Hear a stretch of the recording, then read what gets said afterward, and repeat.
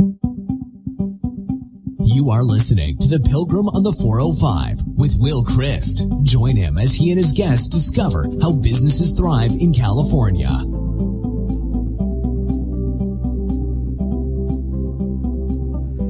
Welcome to The Pilgrim on the 405. We have an exciting program today. We're going to be talking about how, not only how businesses thrive, but how businesses soar in California.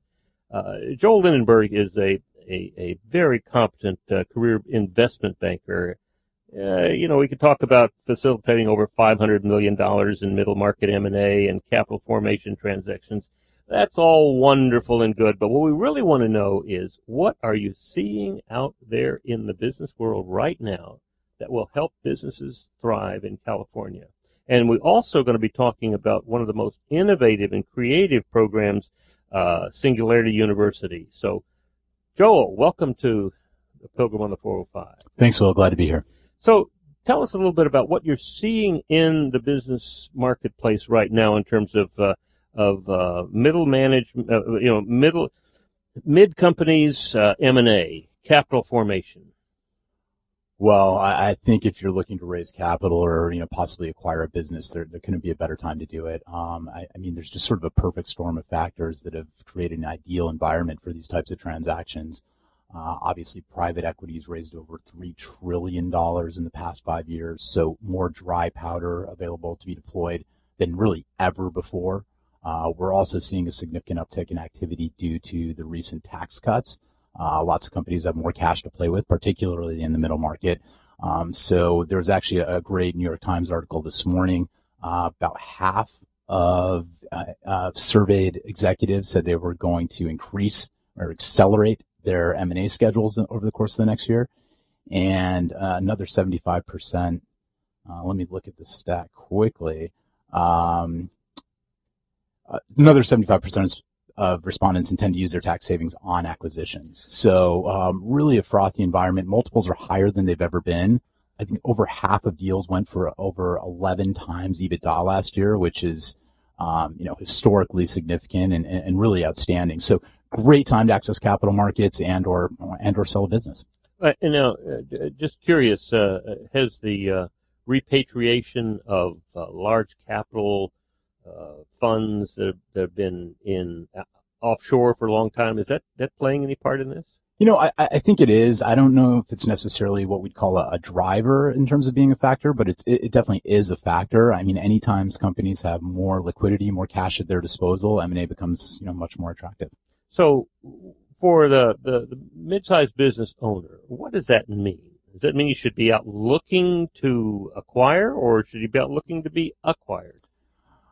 It's really a seller's market right now. So if you're considering the sale of a company, this is a good time to do it. If you're looking to buy companies, valuations are going to be much higher. So you're going to pay more for those assets, and the process is going to be more competitive. As I mentioned previously, lots of private equity in the market right now as opposed to just strategics. So some of these deals are getting bid up quite seriously. So it's a better time to be a seller. If you're, kind of a lower middle market player, you're probably looking to sell rather than buy at this point. But either one can be profitable at any time given the right circumstances. So who's pushing up those multiples? Is it the strategic buyer, or is it the capital equity? It's a combination of the two. Certainly both have more liquidity, more dry powder at their disposal than they've had in a long time. So for those reasons, they're both competing in these markets and conspiring really to drive these multiples higher and higher. Conspiring. I'm sure that wouldn't be something they would be thinking about, right? Well, this is not a fundable conspiracy here. Certainly not. No, these people want to keep prices low. So if they were conspiring to do anything, they'd be trying to drive prices down. But what we're seeing is a mechanism of this liquidity is prices going up. So yeah. Right. So what companies are in play right now? We're seeing a lot of activity, especially in healthcare services. I think retail healthcare is about as hot as any sector is right now. My specialty is, in fact, more on the technology side. So that's digital media, cybersecurity, and then cloud and SaaS solutions.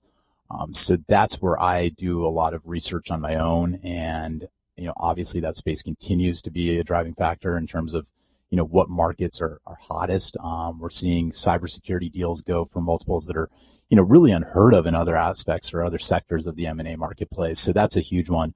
But digital media, a very fragmented market, a lot of ad tech companies out there that are looking to be acquired or could be acquired as part of a roll-up strategy.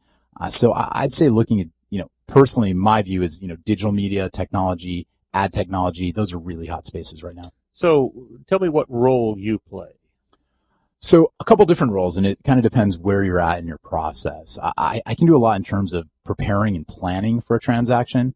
So that's front-end accounting, making sure your books are in order, really getting the technical accounting and financial reporting aspects out of the way before you actually go to market. And then for companies a little bit further down the road, they've thought through this. They've been thinking about a transaction over the course of the past, say, 6 months to a year, and they're ready to kind of test the waters in terms of capital markets.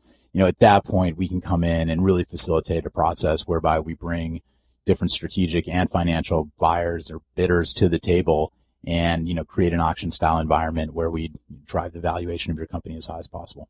Well, all right. So what should a company be thinking about before they called you? I think most importantly is to really have the financial health of the company in order, right? And there's a lot you can do in terms of just systems and methodologies to prepare the company. A lot of people don't realize the extent of the due diligence they're going to be subjected to in one of these processes. So what I always say is, you want to be planning on a little bit longer term horizon from when you actually want to affect a sale. You probably want to be thinking about this, 2 to 5 years ahead of a sale, ideally. But if you don't have that much time, 18 months at least, just to get your books in order, get the financials right. You want to make sure that quality of earnings comes back exactly how you think it will. These are key things that can really sort of either drive a process or hurt it, during the course of diligence. So these are things you really want to have in order, especially the accounting and the financial reporting. Would be the well, all right. When in working with companies with the entrepreneurial operating system, with EOS, sure. We tell them that EBITDA is certainly an important part of a sale, but it may not be the only part. That a couple of other things we know fall into place. One is what's the quality of the relationship with your people? Yeah, absolutely. Because ultimately, Mr. Business Owner, you're going to be moving out of this place, and the buyer wants to know, unless he's just buying it to crush it and eliminate the competition. But the buyer wants to know, do these people get it? Do they want to be here? Are they capable of doing it? Do you have the right people in the right place? Are they long-term people, or are they going to be leaving when they hear that the sale's been consummated? Yeah, absolutely. I think you just hit on what's, a critical factor in any acquisition, and that's the talent integration at the end of the deal. I mean, a lot of people think, we got this deal done, we're good to go. That's certainly not the case. About 50% of deals, in fact, fail to realize any significant return on investment for the acquirers because the integration doesn't go as they planned. So talent planning, talent integration, a critical factor in success in any M&A deal, especially in the technology space where we're seeing, unemployment 4.1%, incredibly competitive markets for engineers, software developers. I mean, these people are very difficult to get. Oftentimes companies are being acquired just to get the talent. So sometimes it's an IP play, as you've traditionally seen in a lot of tech deals, but a lot of times people want those engineers. They want that talent on board, and they're willing to pay a premium for that. So talent is a bigger piece of the equation probably than it's ever been in the past. And talent means having the right, not just having star talent, because we know what happens. We saw what happened with the Lakers, just having star talent. That's not enough. You got to have a team. You got to have a team that's working together effectively to accomplish the vision, and that means that they can move effectively to accomplish the next vision, and learning that help, because we know unfortunately most leaders don't work well in a team, right? And so how that leadership team works, so goes the rest of the company. And so when you get that leadership team working together consistently, rowing all in the same direction, supporting each other, solving problems, that becomes a very valuable commodity. Oh, absolutely. I couldn't agree more. And, we touched on this in a recent CFO roundtable discussion I had hosted about the need to hire people who are flexible and can adapt to different situations. Our guest put it in terms of hiring athletes as opposed to resumes or credentials. They want people who have an intellectual curiosity and can excel in a number of different roles. And those are the people that are really going to drive your company forward, through not only an acquisition, but also the integration. They can take on additional roles. They're willing to learn new skills, step in and really add value, in places that maybe you didn't originally hire them to do so. Those are the people you need in those positions, and I think it speaks, exactly to your point. They've got to be team players. No question. No question. And they have to know how to be team players in this particular place. So EBITDA is important. Getting the right people in the right place. And then the third thing that we believe drives value is, do we have the processes all written down? Sure. I mean, every company has its unique way of hiring, unique way of doing their finances, a unique way of selling, customer service, and certainly unique ways of creating the IP or the product or the service. But is that written down? We're not talking about ISO kind of written down. Right. Massive. We're talking about, for each process, 1 or 2 pages at the most. But when we can put that into a 3-ring binder and say, you got the check, we got the process. Right. No, I couldn't agree more. I mean, memorializing that institutional knowledge is invaluable, really, especially for an acquiring company. If people know how to do things, but they can't translate to letting other people know how to do those things, that's, a massive, massive failure in terms of integrating those companies. So I just can't stress the importance of that enough. I think you're exactly right. And now, in your experience, how many companies come to you with this kind of, with 80, 90% strong in each of the 6 competencies of vision, people, data, issues, processes, and traction, knowing how to run the company? How many companies come ready with all of that?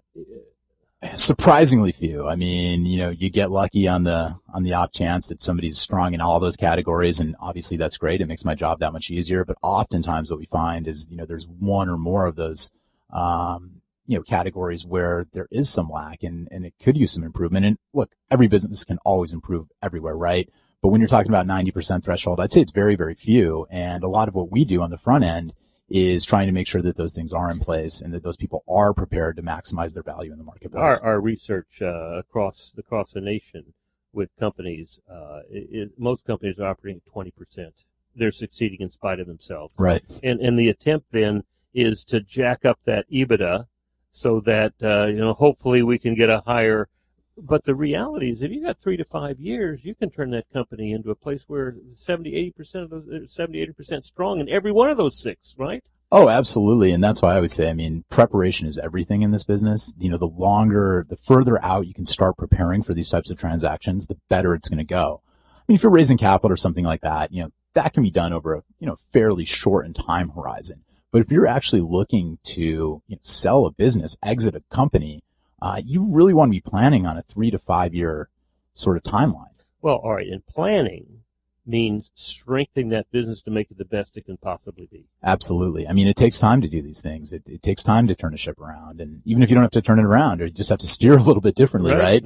It does take time. And the more time you can invest, it's just like anything else, the better your outcome is going to be on the other end. Because even though there's a lot of dry powder out there, a lot of money that's floating around available to acquire, that doesn't mean people are less due diligent. No, in fact, they're likely more diligent, and they're paying higher prices. The process is taking a little bit longer. They want to make sure that they're getting value for those investment dollars. So I'd say there's been no drop off in diligence. I'd say, if anything, people are more, they're just more careful in terms of how they're investing those dollars because they're paying higher prices for those assets. And they're looking for high quality business, not just high quality IP, not just this flash in the pan, we'll push up our revenue for the last couple of years to hopefully get a higher EBITDA and a higher multiple, right? Right.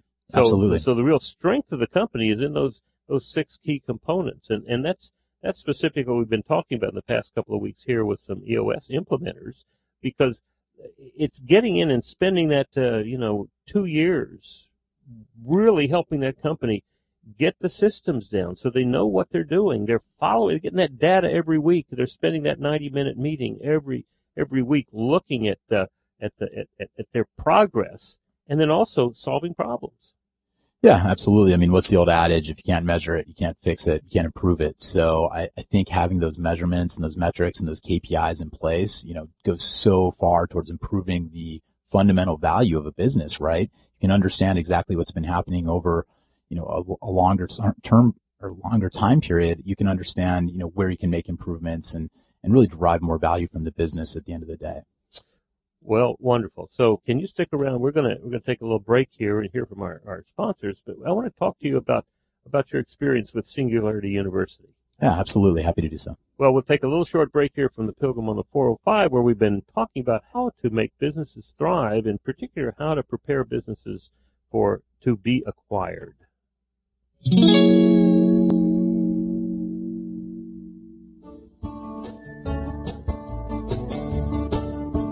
Hi, it's time for another tip from Sandler Training.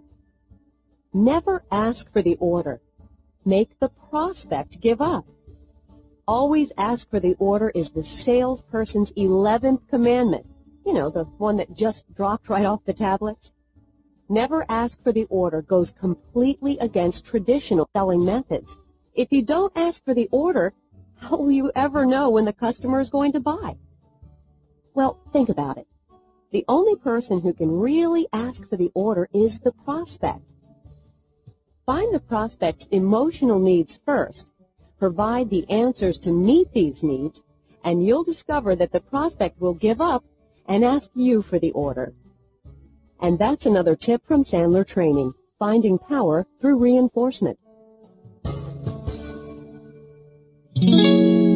Well, welcome back to the Pilgrim on the 405, where we're going to talk with Joel Lindenberg, who is an expert at investment banking and helping companies prepare for the best acquisition process possible. Now, Joel, one of the things that I wanted to talk to you about is your experience at the Singularity University's executive program. Tell me about what that experience was. Sure. So how to describe Singularity University? I think somebody once described it as, waterboarding, the waterboarding of technology education. This is 5 pretty intense days, 12 to 14 hours a day of just being bombarded, by the latest and greatest thinking on exponential technologies and innovations going on in a number of different, categories. So, it's really phenomenal. It's almost, I hate to use the word life-changing, but it just really does change your perspective on what's possible, what is going to be possible, and how quickly those things are becoming possible. So give us some examples. Yeah, absolutely. I mean, I think the real takeaway from Singularity University is the idea of exponentials and the way the exponential curves work. Oftentimes, people are programmed to think in a linear fashion. They think things kind of move, they advance at a certain rate per month. And that's what an exponential curve looks like at the start. But what humans aren't programmed to see is how that curve accelerates going into the knees. So when something looks like it's been, sort of advancing at a constant rate, it hits an elbow, and at that point, that technology goes at an exponential rate, a much steeper curve, and advances far faster than anybody thought was ever possible. The hockey stick. Yeah, the proverbial hockey stick. So when you're thinking about things like, digital medicine, robotics, AI, it seems like we've been waiting for these technologies to happen for, a number of years, but that's because, we're just approaching that point in the curve where these things are going to accelerate at a continuously more rapid point. And at that point, that's where you really see massive technological breakthroughs, the democratization of the technologies, and the ability for people to afford these technologies, who, perhaps had not been able to in the past. Are we seeing that in healthcare right now with Cigna and Aetna and Rite Aid and CVS? Well, to some degree with those companies, but I think, the best example in healthcare is the human genome code. I mean, it used to take a company, millions of dollars and years to do one human genome code. And now you're seeing that sequencing being done for, literally tens of dollars and happening in minutes, if not seconds. So, I believe everybody will have their genome sequenced and coded and know exactly what that looks like, within the next 5 to 10 years. And that's a massive change in the way that healthcare is delivered. And it's going to be delivered, essentially from the local drugstore, it looks like. Yeah, extremely personalized, not only prescriptions, but also sort of treatment regimens. So I think we're going to see a wholesale change in how healthcare is delivered, in this country and really in the world over the course of the next decade. Well, all right. So tell me a couple of stories about companies that you saw at Singularity University who were experiencing this kind of hockey stick, massive immediate change. Sure. Well, I mean, the one that everybody will be very familiar with is, I was there in 2013. We were in the prototype Google self-driving car. So this one had the big cameras on it. I mean, it was obviously a car, but you could tell that it had been outfitted to do something different. So we're seeing this driverless car, drive around the parking lot, and we're like, wow, that's pretty cool. I mean, what are we here? 4 years later, these cars are on the road, driving around in our communities. They're being dispatched all over the world. I mean, that technology has gone from something that was, sort of novel. Wow, this car is driving by itself, to something that's will be ubiquitous, I think, within the next 2 to 3 years. All right. So it's a personal experience that you had going to Singularity University because it changed your perception. Sure. All right. So after that, what happened after you had this big aha there? How did that carry through for the past, 4 years? Well, it certainly changed my sort of investment thesis, right? When I evaluate a company now, I look at how they're utilizing these exponential technologies, whether they are, how they are, and who's doing it. And when you combine these technologies, that's where you get the greatest returns. So when I'm looking at companies, I'm looking, do they recognize how these exponential trends work? Are they working on technologies that are exponential in and of themselves? And if so, are they combining those to derive new and innovative products? So suppose I'm a business owner, a $20 million business, and I'm thinking, I'm 68, 69, 5 years, 7 years. I'm ready to move the business along to someone else. What should I be looking at, thinking about? What kinds of things can I be bringing together along this line? Well, one thing that every business has, and I think they don't leverage to their best advantage, is data. And obviously big data has been sort of a watchword. It's been the hot topic over the past 5, even 10 years, right? But now we're starting to see people be able to leverage this data, use some artificial intelligence, machine learning to really parse this for very, very valuable insights into their business. Oftentimes the data is more valuable than the actual business itself, is what we're finding. So I think people need to be very aware of the data they're generating and understand how they can utilize it and leverage it to drive value in their business, because it is a core driver of business valuations going forward. So I'm a business owner and I say, that sounds exciting and interesting to me, potentially another revenue source. What do I do? Well, depending on your business, I mean, Right. There's a number of ways you can do this. Another thing But should I call somebody? Are there places that say, hey, we're here to monetize your data? There very well may be, but I think it's probably best to understand what you have before you kind of farm it out to somebody else. What I would recommend is, talking to somebody who's, maybe not a data scientist, but very familiar with these sort of applications, and at least get an understanding of what you have and what that asset is. Where and do how I go? best to utilize Where it. do I go? Where do I go? Well, certainly we'd be happy to speak with you about it at AchieveNext. It's not our core competency, but that said, depending on where you're at, we can oftentimes refer or recommend somebody who can help you utilize that to your best advantage. So if I'm sitting here with a $20 million business and never thought about monetizing my data, giving you a call and talking to you might be helpful. Oh, absolutely. We spend a lot of time trying to understand a company's IP and assets and, placing a value on those. So that's something we're doing on a day-to-day basis.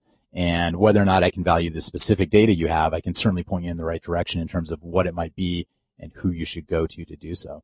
So can you give me an example? Tell me a story about a company that monetized their data. I'm working with a really interesting company right now in the food safety.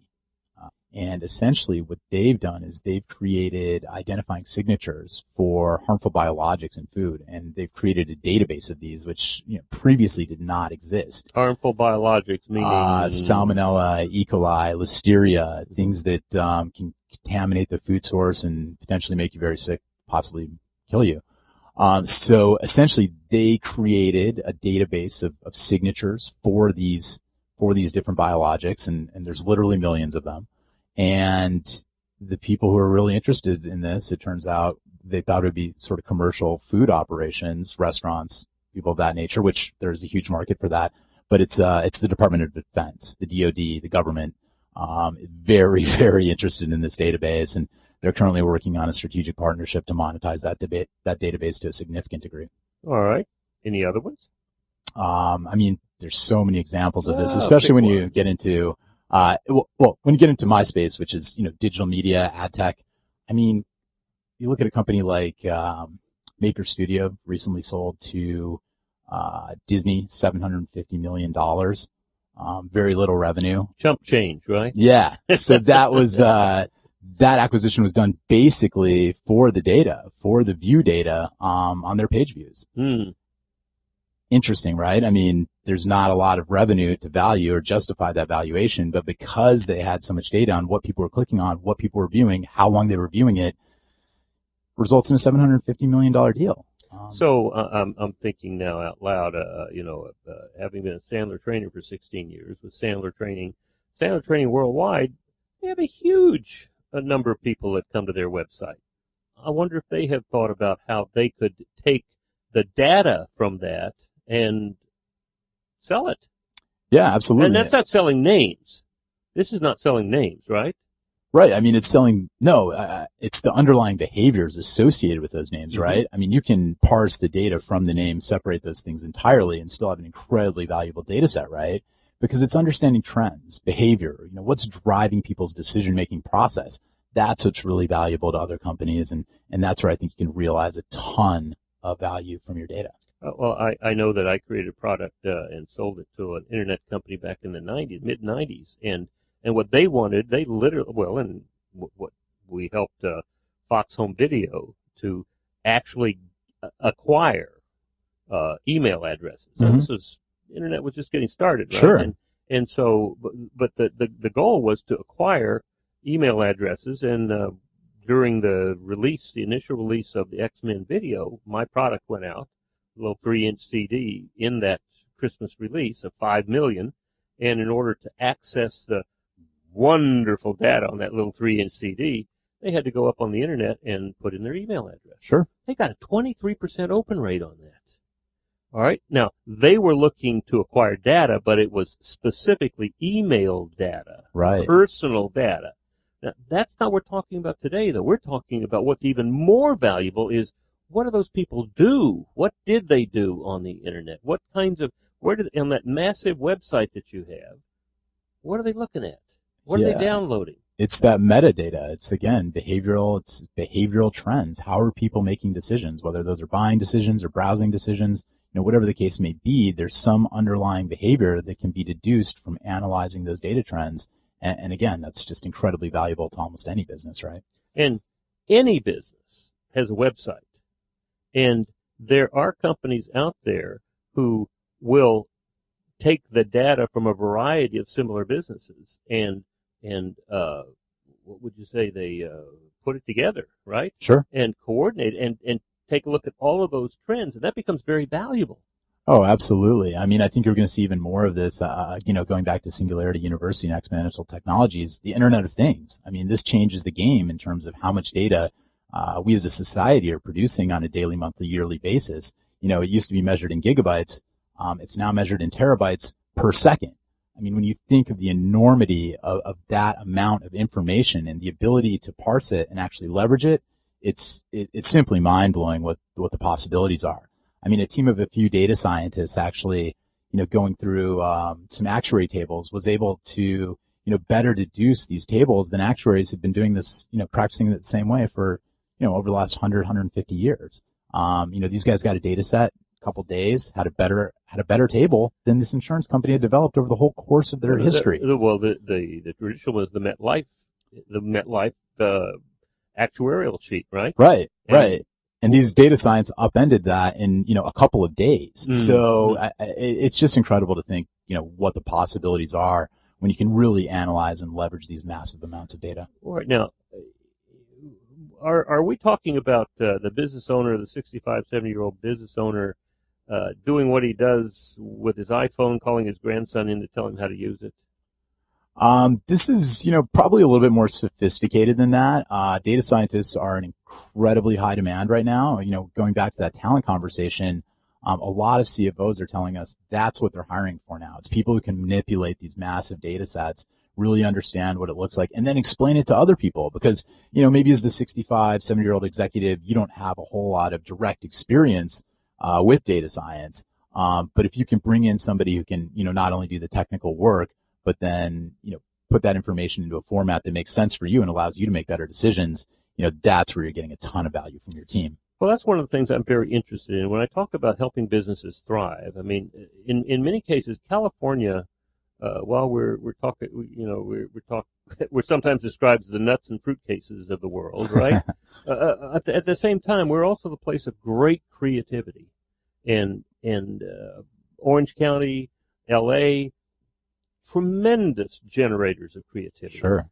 At the same time, there have to be places that are going to challenge traditional businesses and open their imaginations to what does thriving mean in this environment. So are there places? I mean, certainly go to Singularity University, but that's like huge amount of data in front of a fire hose. Well, are there other places where people can come to discover the value that's there in what they already have? Yeah, absolutely. And just quickly to your point about fruits and nuts, I think California does produce some of the best fruits and nuts in the country. I think people on the East Coast will agree with me there. No, but to your question more directly, yeah, I mean, in California, we've created a culture of innovation, especially obviously, Silicon Valley, leading the way in pretty much, every aspect of that. But certainly, Silicon Beach here in Los Angeles and Orange County, I mean, thousands of companies doing really, really innovative stuff, from a technology standpoint. As I mentioned, a lot of my practice revolves around, software as a service, cloud-based technologies, digital medias, and really Southern California is a hub for that. These businesses are creating, tons of actionable intelligence and data, like we were talking about, but also really innovative products that are, changing our lives on a daily basis. So I think we're really in the nexus for innovation from a technological standpoint, in California and Southern California in particular. So I think there's a lot of places people can realize, some really interesting visions and ideas and turn those into commercially viable products. Well, one of the very interesting things with me, with one of my EOS clients, when they begin, this is a manufacturer. They manufacture pumps, right? Sure. They have a big a footprint in pool pumps. Okay. Right, and then all the way up to pumps for civic water plants. All right, so big manufacturer of pumps. When we looked at their core values, when they began to describe their core values, when we dug out the core values from the company, this is a manufacturing company. Innovation. That was one of their 5 core values, was innovation. Now, that's what they had already been doing, but as they begin to talk about that in the whole company, then the whole company began to understand what innovation meant and how that was driving their real value to their customers, was the innovation. I mean, and that's a really old concept, right? Like, people talk about innovation like this is something new, that this is something that's developed, in lockstep with technology. That's not the case. I mean, innovation goes back to the wheel, right? I mean, that's the first significant innovation. So, every time somebody improves a process or a system or a way of doing things, that is innovation. I think what's unique about California is we've sort of fostered a culture whereby you're allowed to fail in the pursuit of innovation. And that might be really the core value underlying a lot of our success here, right? People have the ability, and in good companies and strong and innovative companies, they have the ability to fail. Not everything's going to work, right? Well, where do we learn most? We learn from our failures. Sure, exactly. Right? If we are willing to be vulnerable, open, and honest, and suggest, or not admit so much as recognize, we tried to do this and it didn't work. Now we can go back and find out, what do we need to do different? Exactly. Right? Exactly. And that's where the real learning comes in. No question. And again, I mean, it goes back to that idea of institutional knowledge that you talked about. What's our process for failing and learning from that failure and then going on to innovation? I mean, if you can figure that out, you've basically got evergreen company, right? Right. Absolutely. Well, Joel, this has been wonderful. I'm so glad that you're with us today. So tell us how a company could get in touch with you if they resonate with any of these ideas. How would they get in touch with you? Yeah, absolutely. Best way to get in touch with me is through the AchieveNext website. You can find us at AchieveNext.com. My personal email is joel.lindenberg@achievenext.com. We've got some really great ways to connect in person as well. As you know, I run a CFO roundtable in Orange County quarterly. If you go to the CFOalliance.org, you can find out about our next roundtable, and that'll actually be focusing on technology for CFOs from the CFO perspective. And the other thing I've recently done that I'd love to make people aware of is I put together a CFO special task force where we can convene 25 CFOs and deal professionals to talk through best practices in M&A. So we wrote a special task force report for CFOs by CFOs on the best way to actually execute M&A transactions. And if you're interested in that, please feel free to email me or get in touch with me through the AchieveNext website. Happy to provide you with a copy of the report and figure out how we might be able to help. So your email address is? It's joel.lindenberg, that's LINDENBERG, @achievenext.com. Wonderful. Thanks so much for being with us, Joel. This has been really exciting and innovative. A nice conversation. Glad to be with you and look forward to working with you on a number of projects. Hey, thanks so much for having me, Will. Look forward to speaking with you anytime. So this is the Pilgrim on the 405 asking you to take a look at your processes. Look at your data. Talk to people. There's some gold out there in those data hills. So this is the Pilgrim on the 405 asking you to help your business thrive in California. You've been listening to The Pilgrim on the 405 with Will Christ. To hear more of the programs in this podcast, go to www.willchrist.com.